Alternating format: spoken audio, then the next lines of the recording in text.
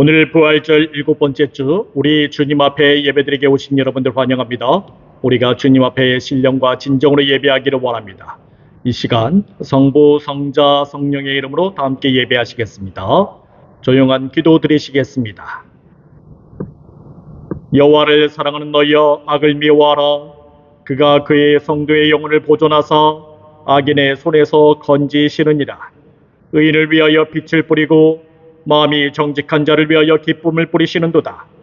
의인이여, 너희는 여호와로 말미암아 기뻐하며 그의 거룩한 이름에 감사할지어다. 아멘. 우리 다 함께 자리에서 일어나 찬송가 68장 부르시겠습니다.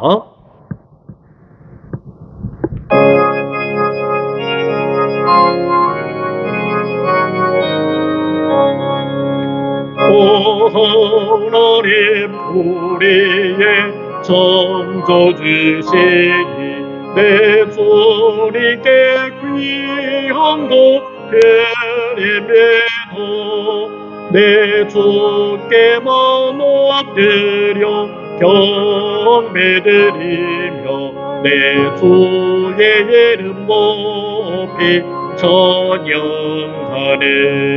오 하나님, 우리의 대주 되시어 큰 풍랑이 일때도 도우셨네. 죽음에서 우리를 구하셨으니 내 주의 이름 높이 찬양하네. 주 하나님 이름을 함께 높이며 대주제께 영광이 돌리오리. 그 능력이 우리를 지켜주시니 주 하나님을 높이 찬양하네. 아멘.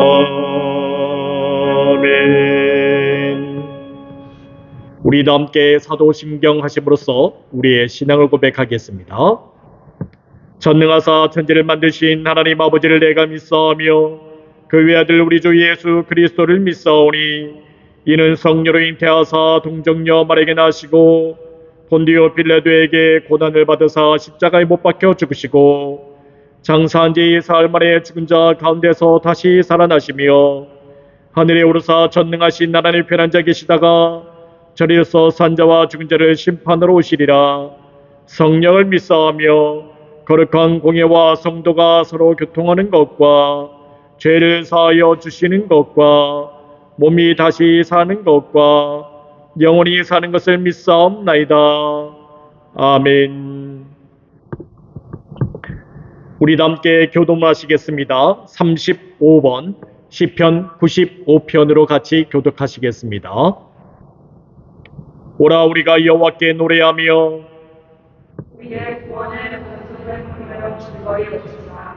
우리가 감사함으로 그의 앞에 나아가며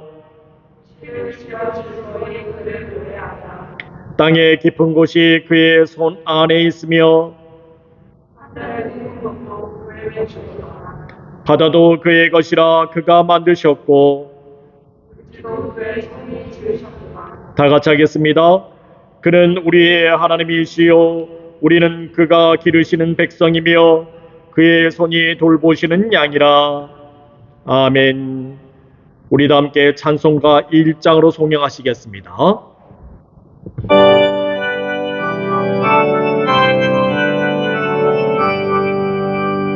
만복의 기도한 하나님 온 백성 찬송 드리고 저 천사여 찬송하세. 찬송 성부 성자 성령. 아멘. 자리에 앉아주시기 바랍니다. 우리 다 함께 주님께서 가르쳐주신 기도 드리시겠습니다. 하늘에 계신 우리 아버지여, 이름이 거룩히 여김을 받으시오며 나라의 임하옵시며 뜻이 하늘에서 이루어진 것 같이 땅에서도 이루어지이다. 오늘날 우리에게 일용할 양식을 주옵시고 우리가 우리에게 죄진 자를 사하여 준 것 같이 우리 죄를 사하여 주옵시고 우리를 시험에 들게 하지 마옵시고 다만 악에서 구하옵소서. 대개의 나라와 권세와 영광이 아버지께 영원히 있사옵나이다. 아멘. 성경 말씀 봉독하겠습니다. 누가복음 2장 20절에서 21절까지의 말씀입니다. 누가복음 2장 20절에서 21절까지의 말씀 제가 받들어 봉독하겠습니다. 목자들은 자기들에게 이르던 바와 같이 듣고 본 그 모든 것으로 인하여 하나님께 영광을 돌리고 찬송하며 돌아가니라. 할례할 8일이 되매 그 이름을 예수라 하니 곧 잉태하기 전에 천사가 일컬음 바라라. 아멘. 오늘 말씀은 하나님께 찬송과 영광이 되는 예수 그 이름이라는 제목을 가지고 주님의 말씀을 증거하겠습니다. 목자들은 주의 천사가 말한 사건을 직접 확인해 보기 위해 힘을 다하여 마국간으로 달려갔습니다. 그들은 주님의 약속을 부여잡고 열심을 다하여 달려갔던 것입니다. 그들은 흥분을 감추지 못한 채 최선을 다하여 달려갔습니다. 자칫 그들은 넘어질 수도 있지만 그들은 거기에 아랑곳하지 않고 달려갔습니다. 그리고 마침내 사건의 현장에 도착하여 이제 구체적인 말씀의 자리로 나가게 됩니다. 이때부터 목자들은 서두르지 않았습니다. 말씀하신 것을 하나하나 자세히 살펴보기 시작합니다. 잘못하면 찾아야 할 것을 놓쳐버릴 수 있기에 그들은 숨을 골았습니다. 그리고 마리아와 요셉 그리고 구유에 누인 아기를 찾고 있었던 것입니다. 목자들은 단순히 구유에 누인 아기만을 찾고 있지는 않았습니다. 마리아와 요셉도 찾았지요. 그들이 마리아와 요셉을 찾는 이유는 구유에 누인 아기가 버려진 아기가 아님을 말하고 있는 것입니다. 아기는 분명히 부모의 보호를 받으면서 마국간에서 있었음을 말하고 있습니다. 그렇게 목자들은 마리아와 요셉 그리고 아기를 찾은 후에 이제 그들에게 천사가 전하여 준 소식, 그 소식을 증거하기 시작합니다. 이때 목자들은 아기가 강보에 쌓여 있는지 구유에 놓여 있는지 내지는 그보다 더 초라한 곳에 있는지 관심을 가지지 아니합니다. 또한 아기의 부모가 왜 마국간에서 아기를 낳아야 하는지 그 부모는 어느 동네 사람인지 전혀 살피지 아니하였습니다. 그리고 거기에 마리아와 요셉 외에 어떤 사람들이 또한 모여 있었는지조차 돌아보지 않았습니다. 물론 거기에는 분명히 농부들도 있었습니다. 마국간을 빌려준 농부들이지요. 그들은 아기가 태어났을 때 강보를 가져다 주었습니다. 그곳에서 천군 천사들의 찬송 소리도 들었지요.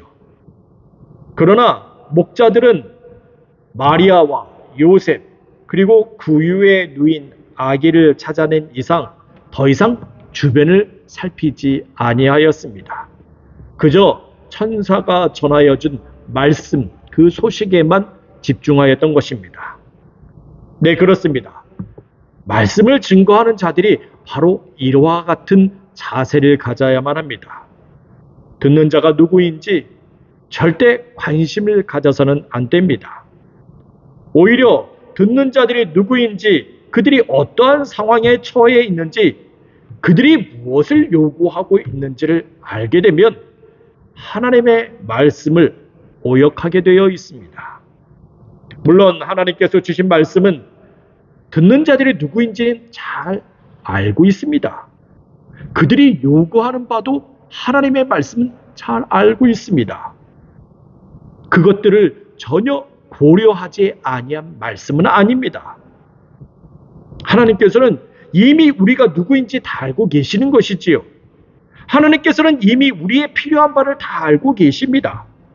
하나님께서는 이미 우리가 어떤 상황에 처해 있는지도 다 알고 계십니다. 하나님께서는 그의 알맞은 말씀, 적합한 말씀, 거기에 바로 적중되는 말씀을 우리에게 주시고 계십니다. 그러나 그렇게 필요한 말씀을 주셨는데도 불구하고 말씀을 증거하는 자가, 말씀을 듣는 자들이 누구인지, 그들의 필요한 바가 무엇인지, 그들의 상황이 어떠한지를 살펴가면서 이 말씀을 증거하다 보면 오히려 말씀이 밑으로 나가게 되어 있습니다. 오역하게 되어 있지요. 자, 이렇게 목자들은 천사가 전하여 준 소식을 전하는 데 있어서 구유에 누인 아기에 대하여 집중하고 거기에서 말씀을 증거하고 있었습니다. 그런데 여기에서 우리가 아기라는 헬라어를 살펴볼 수 있어야 합니다. 파이디온이라고 얘기를 하는데 이것은 영유아기를 지난 7살이 채 안 된 어린아기를 일컫고 있습니다. 본래 강보에 쌓인 아기라고 얘기하면 헬라어로 브레포스라고 얘기를 해야 되는데 오히려 지금 누가복음 본문에서는 헬라어로 파이디온이라는 말을 쓰고 있다는 것입니다. 목자들이 이렇게 파이디온을 그렇게 사용한 이유는 이제 말씀을 들은 자들은 아이의 성장을 지켜보아야 함을 뜻하고 있습니다. 단순히 한 번만 아기를 보는 것이 아닙니다. 이 아기가 정말 진정한 메시아로 성장하고 있는지 그 과정을 살펴보아야만 하는 것입니다. 특히 이 아이가 그렇게 말씀한 대로 성장하고 있는 모습을 보고 또한 놀랍게 여길 수 있어야 합니다. 여기서 놀랍게 여기다라고 말하는 헬라어가 있습니다. 에다우마산이라고 얘기를 하는데 하나님께서 이 모든 일을 주도하고 계심에 대해서 감탄하는 것을 뜻하고 있습니다. 비록 목자들은 순번에 따라서 밤에 양떼들을 지키는 자들이며 그들이 전한 소식이지만 이 말씀을 온전히 인정하고 은혜를 받아야 하는 것입니다. 그 소식을 목자들의 음성이라고 여기지 아니하고 하나님의 음성이라고 여기는 것입니다. 그리고 바로 말씀을 들을 때 놀라움을 드러내는 자세를 표현할 수 있어야 하는 것이지요. 그리고 여기에서 한 번 더 나아가 이제 이 모든 말씀을 마음에 새기어 생각할 수 있어야 합니다. 마리아는 목자들이 전한 소식, 즉 아기에 관한 모든 말씀을 온전히 마음에 새겼습니다. 여기서 마음에 새기다라고 말하는 헬라어가 있습니다. 시네테레이라고 얘기를 하는데 마리아가 한 방향으로 끊임없이 생각하고 또 생각하는 것을 뜻합니다.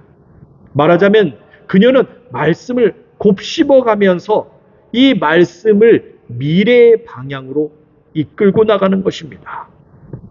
그래서 마리아는 탄생하신 아기의 미래를 말씀에 비추어서 계속해서 관찰해 나아가는 것입니다. 주신 예언에 비추어서 아기가 어떻게 성장해 나아가고 있는지 살피는 것이지요. 물론 엄마니까 당연히 살필 수 있겠지요.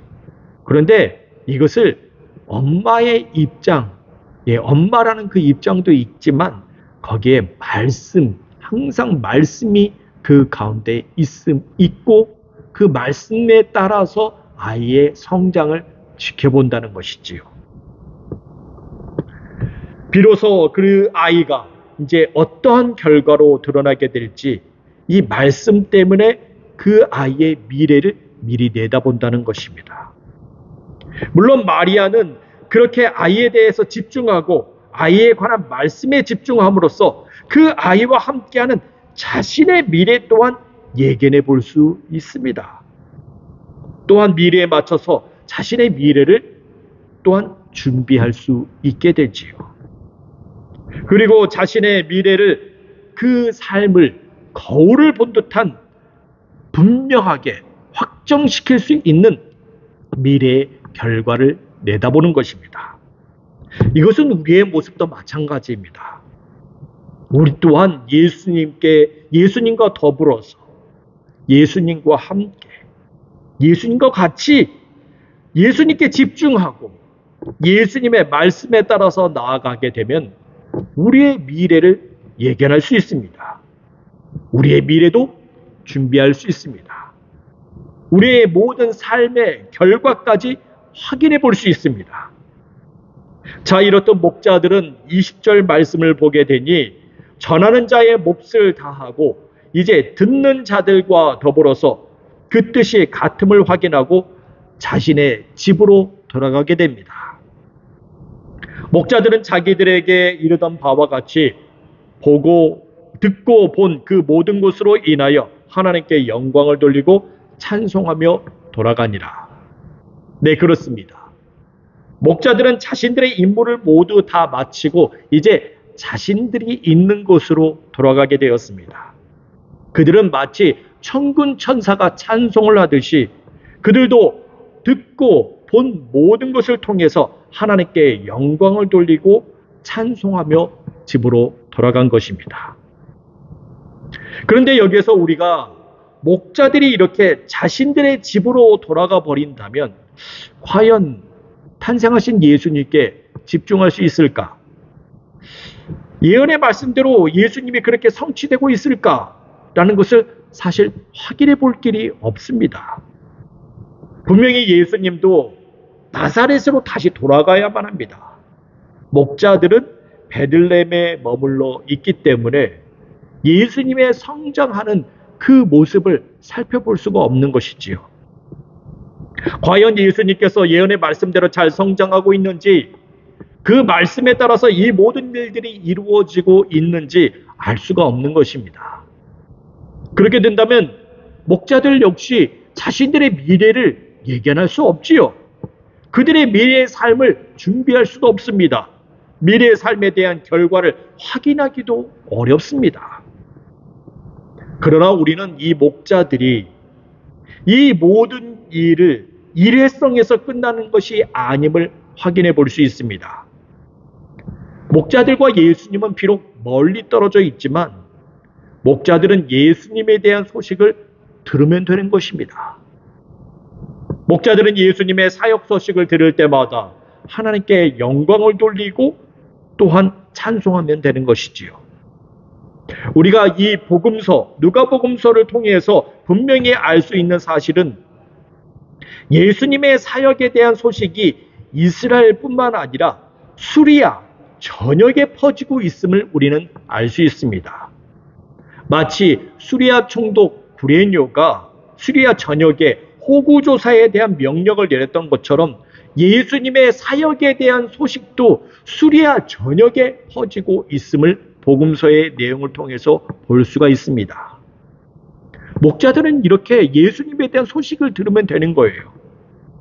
물론 이 목자들이 이 소식을 들을 때 그냥 흘려서 들으면 안 되겠지요. 그들에게 들려오는 예수님의 말씀을 건성건성 들어서도 안 될 것입니다. 목자들은 그렇게 그 소식을 접할 때마다 하나님께 영광을 돌리고 찬송을 올려드려야 됩니다. 하나님께서 예수님과 함께 하시고 예수님의 모든 말씀이 하나님께서 말씀하시는 것으로 그들은 받아들여야만 하는 것입니다. 그래야 할 때 그들은 예수님께 집중할 수 있습니다. 그 예언의 말씀이 성취되고 있음을 확인할 수 있게 되는 것입니다. 이러한 사실들을 통해 목자들은 그들의 삶과 그에 대한 준비 그리고 그 결과 또한 확인할 수 있게 됩니다. 네, 그렇습니다. 이것은 우리 또한 마찬가지입니다. 우리도 하나님의 말씀을 접할 때마다 항상 하나님께 영광을 돌리고 찬송하면 되는 것입니다. 이러한 일이 여러분들 자주 이루어져야만 합니다. 하나님께 영광을 돌리고 찬송하는 일이 그저 일회성에서 끝나면 아니 되는 것입니다. 여러분들 말씀이 들려질 때마다 자주 하나님께 찬송과 영광을 돌려드려야만 합니다. 여기에서 우리는 미래를 볼 수 있습니다. 여기에서 우리는 미래를 준비할 수 있습니다. 여기에서 우리는 미래의 결과를 확인해 볼 수도 있습니다. 그런데 우리가 만일 목사님, 하나님께 찬송과 영광을 돌리는 일만 가지고 과연 미래를 예견하고 준비하고 결과를 알 수 있을까요? 라고 우리는 의구심을 낼 수 있습니다. 그런데 여러분들, 그러한 의심을 여러분들 버려야만 합니다. 그와 같은 의심을 갖게 될 때 우리는 예수님께 집중하지 못합니다. 말씀에 집중하지 못하지요.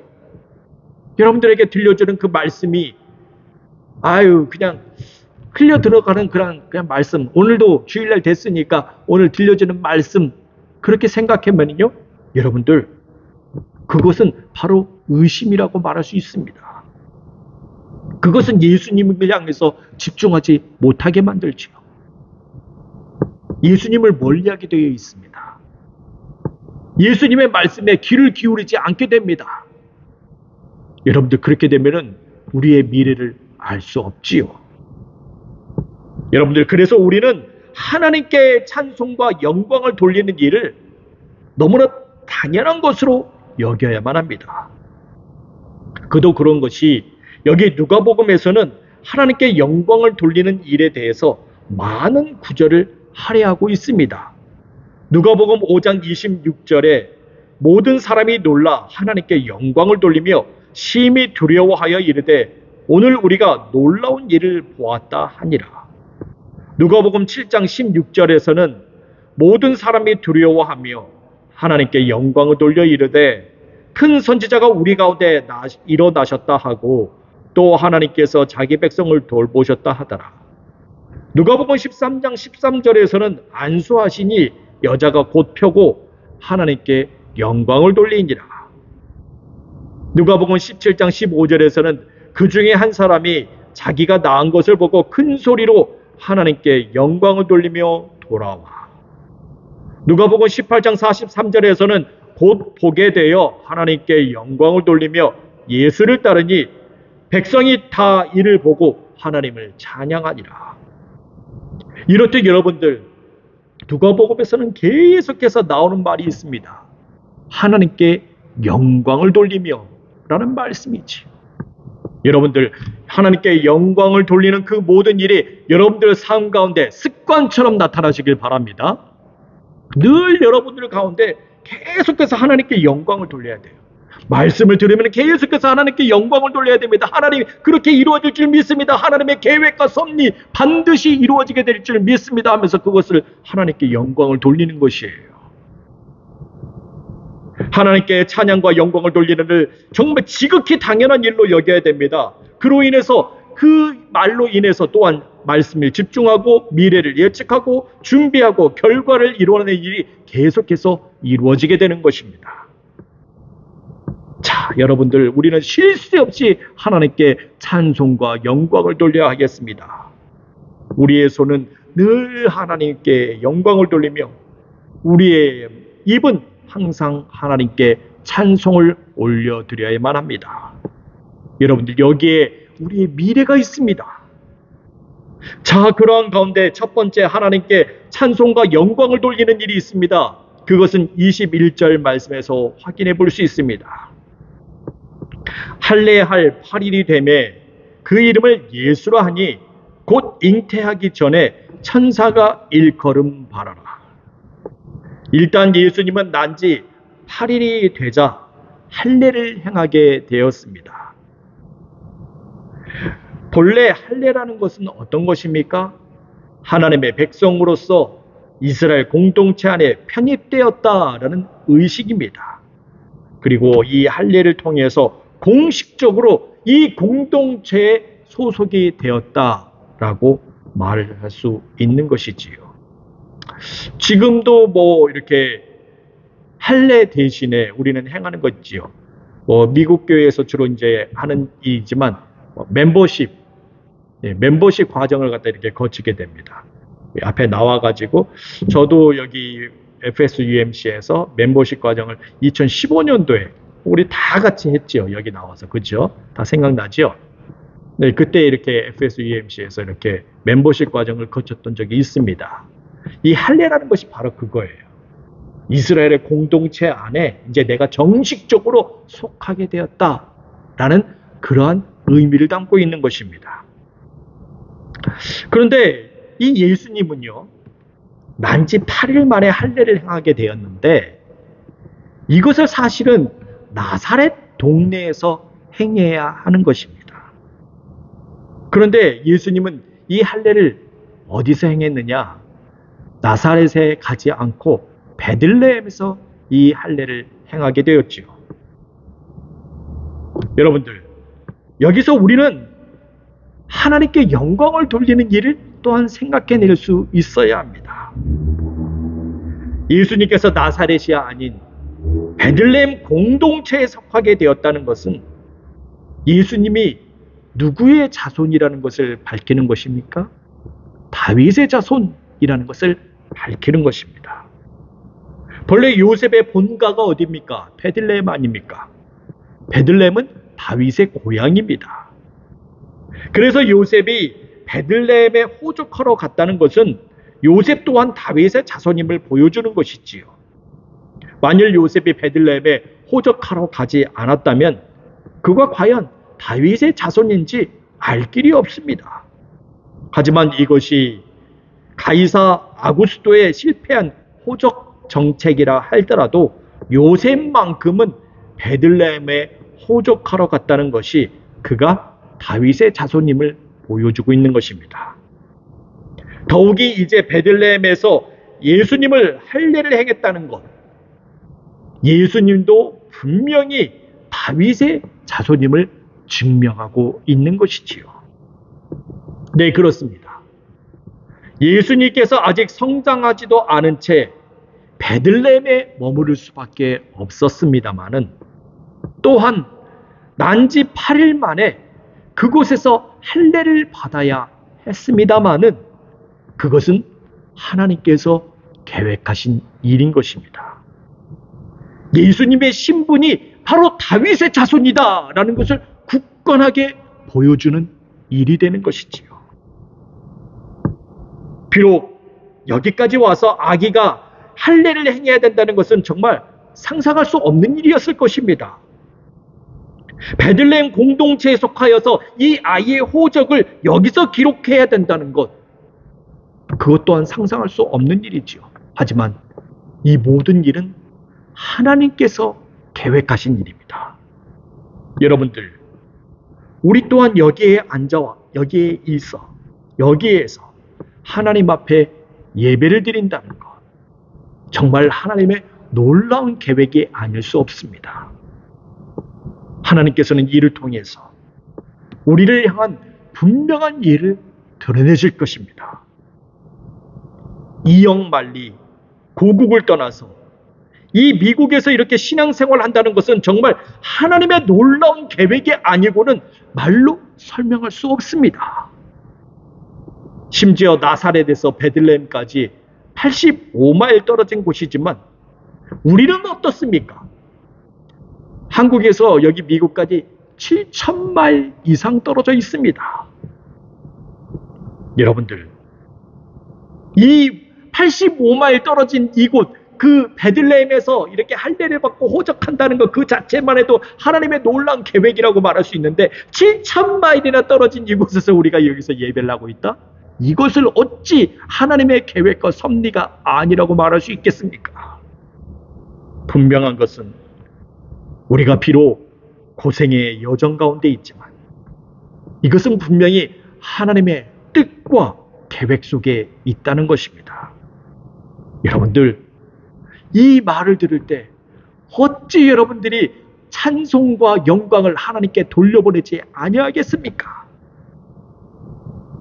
더불어 이제 마국간에서 탄생하신 아기의 이름을 예수라고 말을 합니다. 여기에서 우리는 또다시 하나님의 놀라운 계획을 볼 수가 있습니다. 그 이유는 이전에 세례 요한의 이름을 지을 때와 똑같은 과정을 가지고 있기 때문입니다. 세례 요한은 아버지 사가랴가 말을 못하는 자가 되었고 엘리사벳이 사가랴 대신해서 아들의 이름을 요한이라고 장명해 줄 것을 요구하였습니다. 이것은 천사가 전하여 준 그 말씀을 그대로 고수한 것이지요. 본래 공동체 안에서 이름을 지을 때는 할아버지 이름을 가지고 그 전통성을 유지하였는데 엘리사벳은 천사가 전하여 준 그 이름을 고수하였습니다. 일반적인 형식을 거부한 것이지요. 이와 같은 엘리사벳의 모습은 곤조 있는 신앙의 모습입니다. 상황에 따라 흔들리지 않고 하나님 말씀에 대하여 이를 악물고 그 말씀을 지켜나가는 것입니다.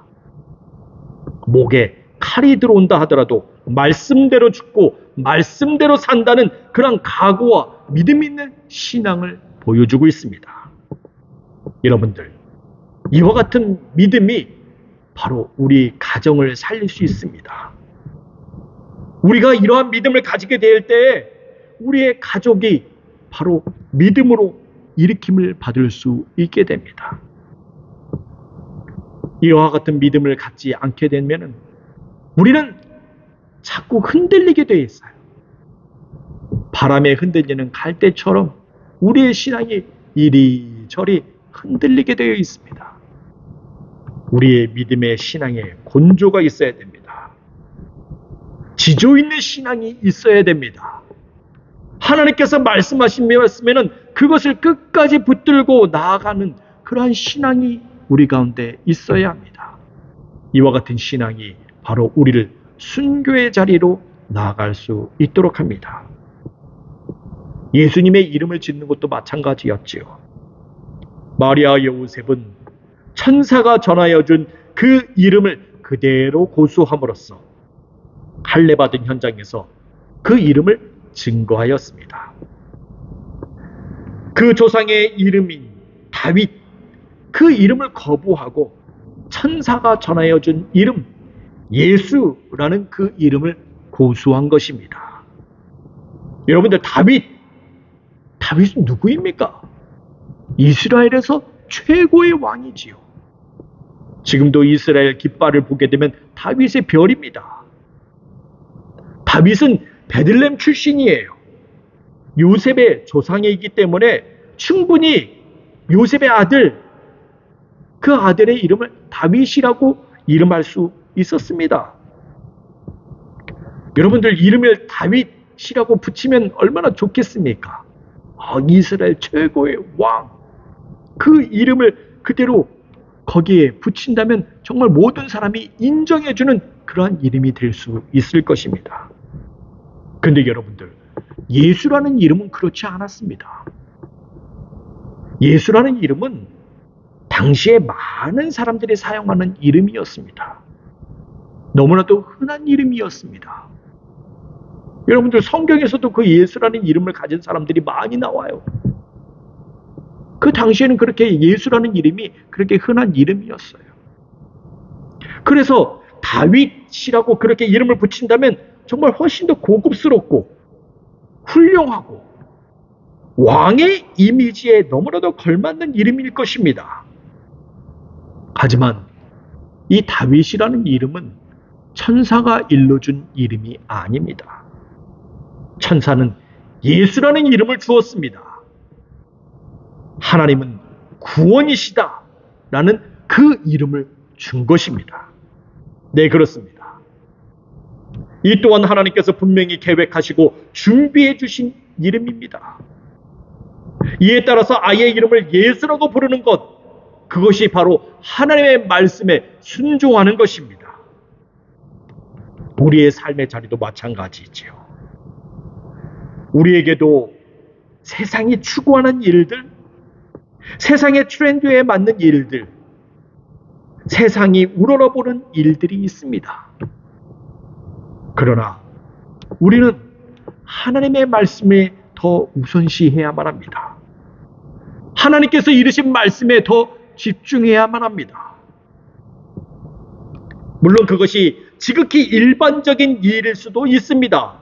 남들보다 우월하지 못할 수도 있지요. 하지만 그것이 하나님께서 이르신 말씀이라면 우리는 거기에 초점을 맞춰야 됩니다. 과감하게 이것을 선택할 수 있어야만 합니다. 여러분들, 거기에 우리의 구원이 있습니다. 그것을 통해서 우리가 흠이 없는 길로 나아갈 수 있습니다. 또한 하나님께서 주신 그 언약을 이루어 나갈 수 있습니다. 여러분들, 우리가 예수라는 그 이름을 통해서 하나님께 찬송과 영광을 돌리시길 바랍니다. 기도하겠습니다. 주님, 우리가 하나님의 이르신 말씀이라면 거기에 초점을 맞추게 하여 주시옵소서. 과감하게 이것을 선택하게 하여 주시옵소서. 여기에 구원의 길이 있고 흠없이 나아갈 수 있는 길이 있고 하나님께서 주신 언약을 이뤄 나갈 수 있음을 우리가 분명히 믿습니다. 예수라는 그 이름을 통해서 우리가 주님께 찬송과 영광을 돌리게 하여 주시옵소서. 예수 그리스도 이름으로 기도합니다. 아멘. 우리 다 함께 찬송가 383장 1절 부르면서 주님께 봉헌하시겠습니다.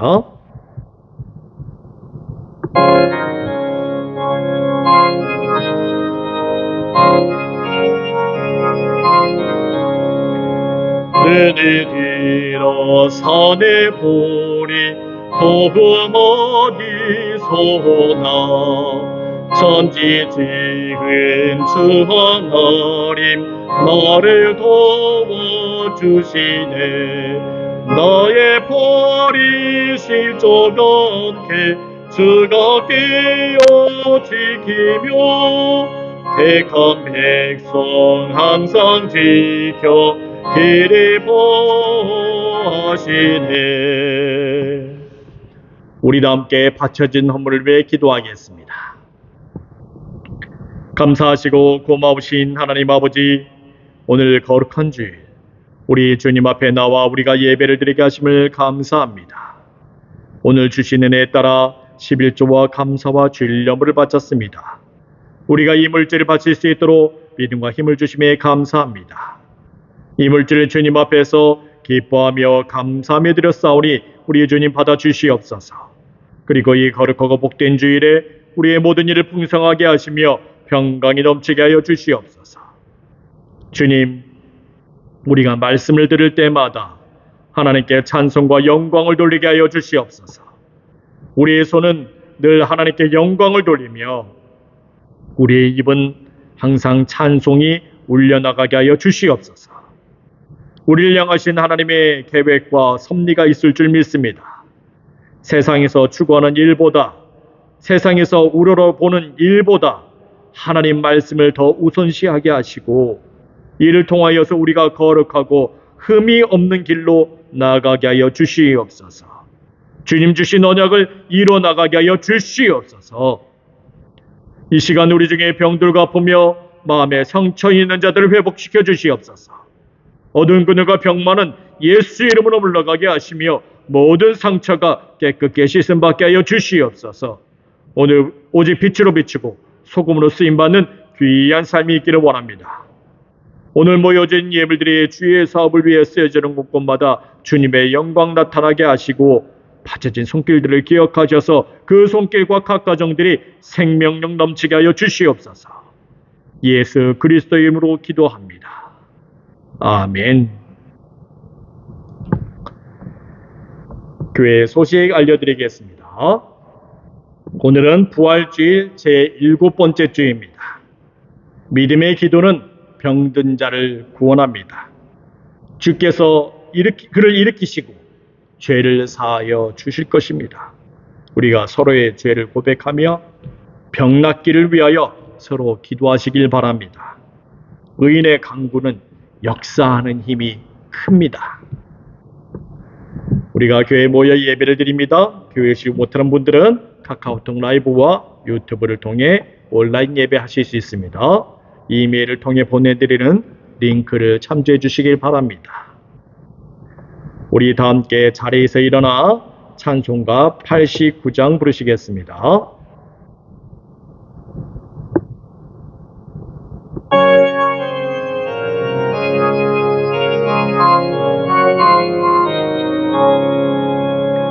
샤론의 곳에서 나의 마음에 거룩하고 아름답게 비소서. 내 생명이 참 사랑의 향기로 담대마다 풍겨나게 하소서. 예수 샤론의 꽃 나의 맘에 사랑으로 비소서. 샤론의 꽃에서 이 세상에서 어느 꽃과 비교할 수 있으랴. 나의 삶의 한결같은 은혜와 사랑으로 가득하게 하소서. 예수 샤론의 꽃 나의 몸의 사랑으로 비소서.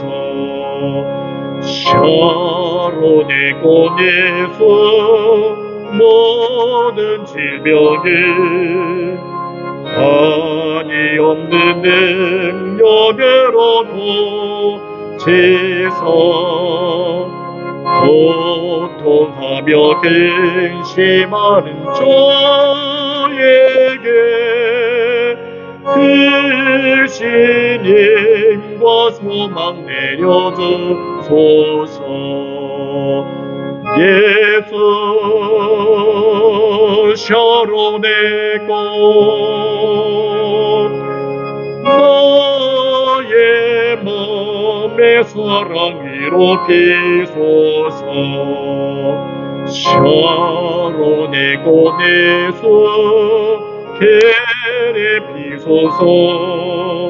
주의 영광이 땅 위에 가득해 천하 만민 주님 앞에 엎드려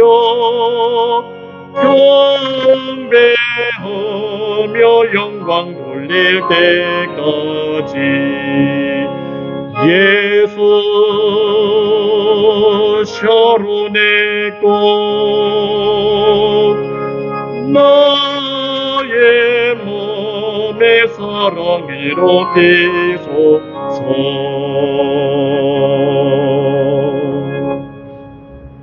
우리 다 함께 기도하겠습니다.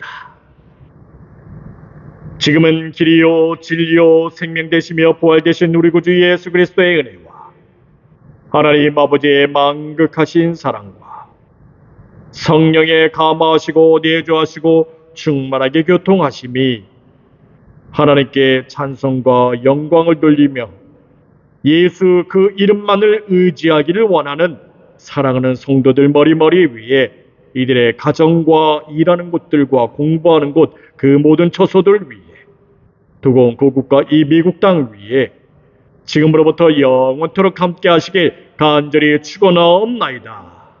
아멘.